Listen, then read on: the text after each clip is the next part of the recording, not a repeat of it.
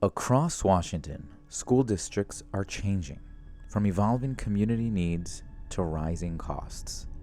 To better support them, the legislature tasked OSPI with reviewing the School Construction Assistance Program.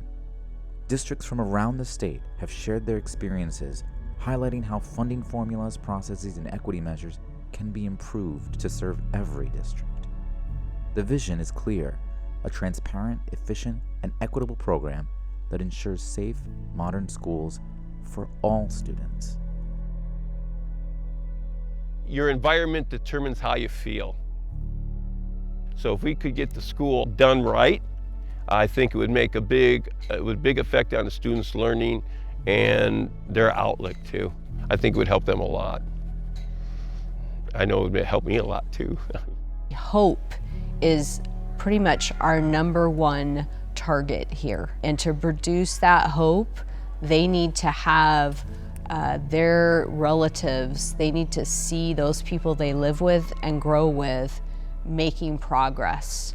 And then when they see them graduating, then they can see themselves graduating. Buildings are not just places for learning. They're places for engagement, collaboration, making connections. And the school building itself has a massive impact on learning.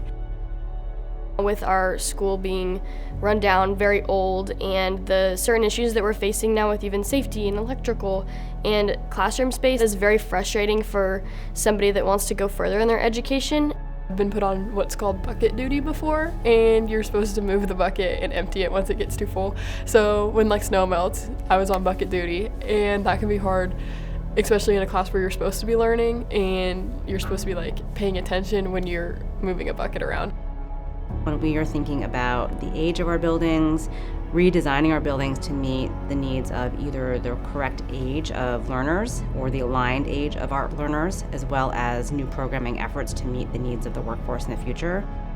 The district is actually on a piece of property that is owned by the state, but most of the reservation is trust land owned by the tribe, and so it is not taxable. We've been very creative and proactive to create programs here at Clarkson that we're very proud of, but it's always as a result of an external partnership, because it's not something we're capable of doing under our current system and current funding.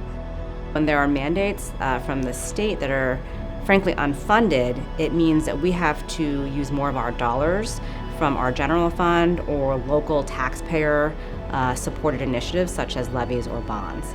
The effects of not passing those bonds, I think, is frustrating. It's demoralizing, I think, for some of our staff who've been here for 30 years or more, who have been a part of multiple bond attempts and lots of levies. And I think that the students realize when they go to other schools in the league and in the area and they see the modern, safe, upgraded facilities and wonder why they can't have that same experience.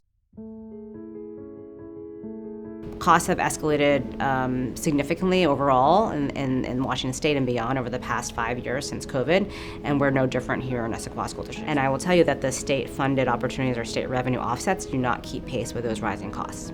When it comes to maintenance and facilities in our school district, you're looking at them. It's a pretty slim crew. The workload here, it requires a triage. You can't do everything that you want to do. You just have to do what's imminent for safety and keeping the building intact.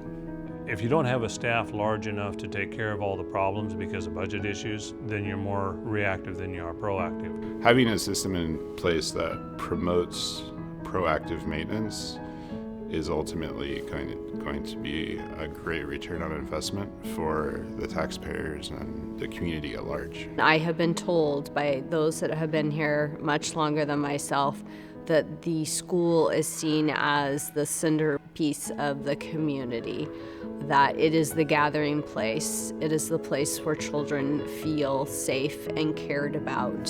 What every kid deserves in their educational journey, and that's to be in a safe, nurturing place. And at one time, this building was that, but it is no longer that. Somewhere we got to find some money, and we got to start taking care of this stuff. If we want a good future, we got to do this for our kids. I mean, our kids are the future.